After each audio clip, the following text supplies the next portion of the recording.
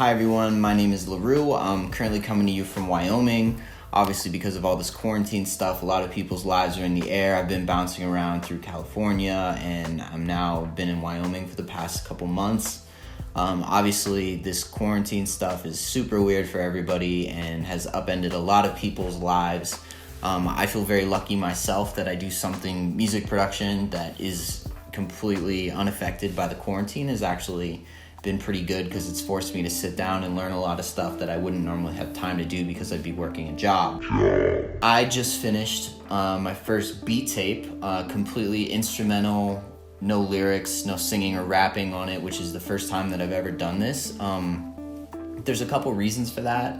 First of all, I didn't have access to my vocal microphone or my interface, so I didn't really have the ability to record vocals unless they were through my iPhone. And secondly, I just have felt real fucking weird throughout this whole experience and not really in the mood to write lyrics and, stuff about the stuff that I usually make songs about. And I just haven't been in the right headspace to write actual songs. So I took that as a really cool opportunity to just make a lot of beats and make a project and just have fun with it. So it's just a complete beat tape. The name of the beat tape is going to be Remnants. The beat tape is going to be 11 tracks long, which is a decent size for me. There's some really awesome tracks in there that I put a lot of time and effort into, and I really love this project, and I'm really excited to share it with people.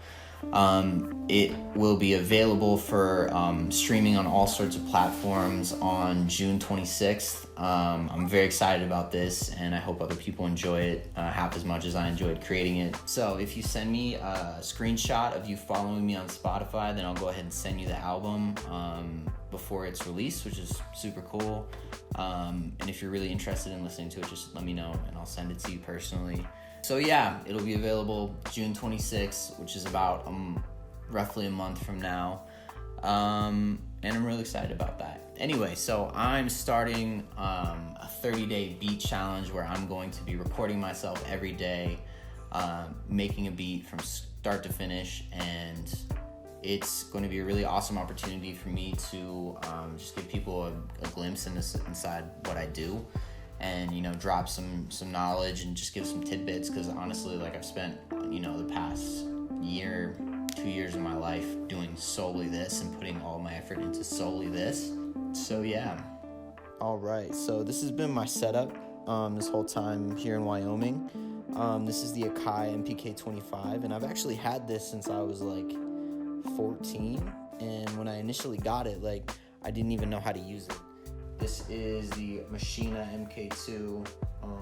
I put a little sticker job on there, just a little thing, ain't no thing. This shit is a fucking brick. This is the audio box interface that I've had. This is the first interface that I ever got when I was 14, and it's all right. It's not great. It does the trick. All right, so I'm just gonna go ahead and open up Machine now, and I don't know what to do with my hands. All right, and this audio is gonna sound terrible, so I apologize for that. But here, I think we got a little bit of a drum kit here.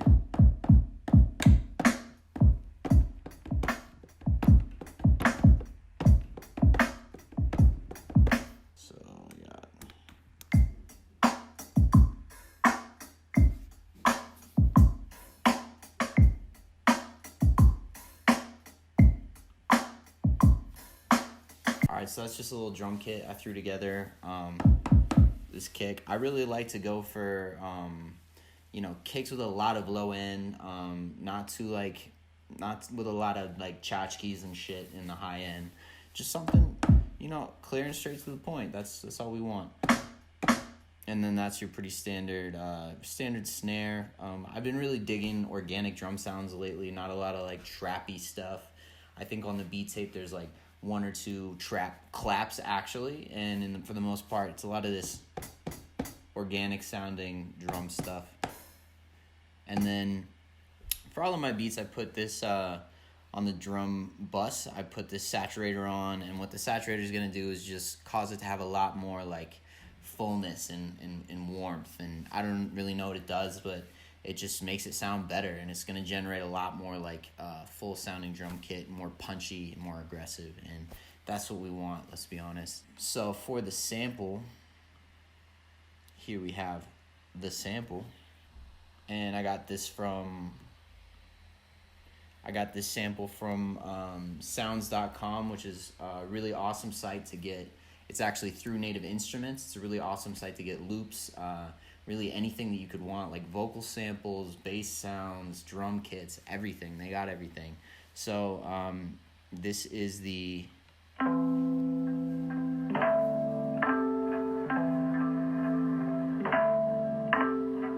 that is the guitar sound that I found, and I love that right there. It's really weird, kind of like, I don't even know, like Travis Scotty a little bit. It's almost Travis Scotty a little bit.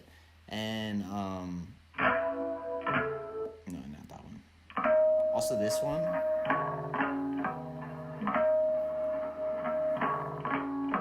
It's cool. It's just like a distorted type drum thing, or a distorted type guitar thing.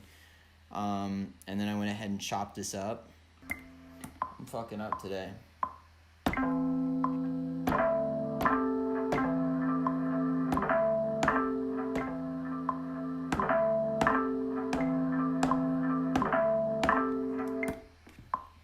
Alright, so when you're chopping something up, the method that I use, I can just go ahead and re-chop all these boys. Alright, so the first thing you're going to want to do is drop in your first sound. And if you want it to be on one shot, typically that's what I do for samples, but it doesn't really matter. It's always good to just set the first one to 1 on polyphony. And if you hit pad mode while it's on the sample, you can go to choke and set that to 1. And if you do that, it's going to cut off any other samples in the group. So polyphony is going to cut off the sample itself if you play it once and then play it again. So for example, if I set it to say 4, see how it keeps playing like that? But if I set it to 1, it's just going to cut off every time I play it again. So that's what you want when you have samples. And then by setting it to choke group 1, if I have 2 samples, that'll cut each other off. And that's what you want. So what I do, a method that I do that I took from this dude Datsun, who is a really dope producer and performer, and this is kind of how he does it. I did it a different way with the slice function, but now I think it's easier to do it this way. So I'm going to go to sampling, edit. That's where I want the first start point. I'm going to change the start marker all the way to this guy right here and just adjust that to be right there. Oh.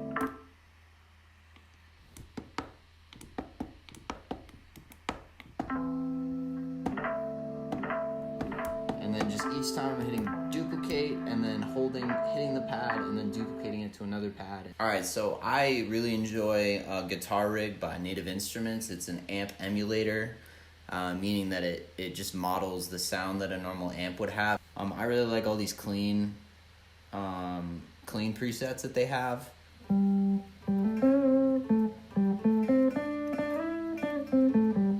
Alright, so I just came up with this little loop right here.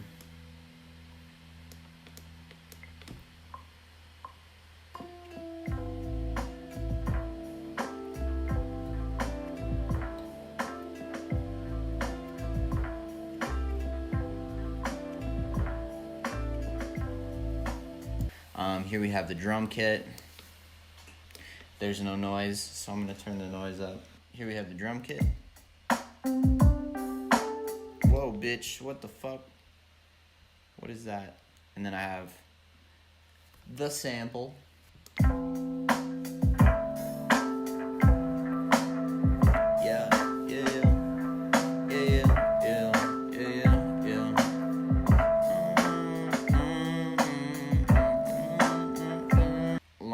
The bass line.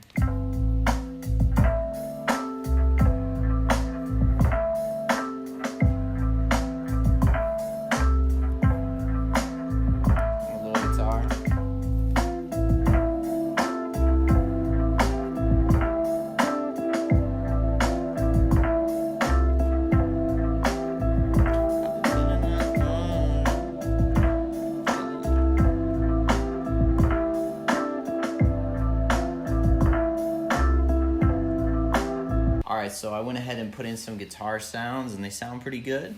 I'm just gonna go ahead and take all my blocks and convert them into Studio One, do some arranging, and finally just make that beat.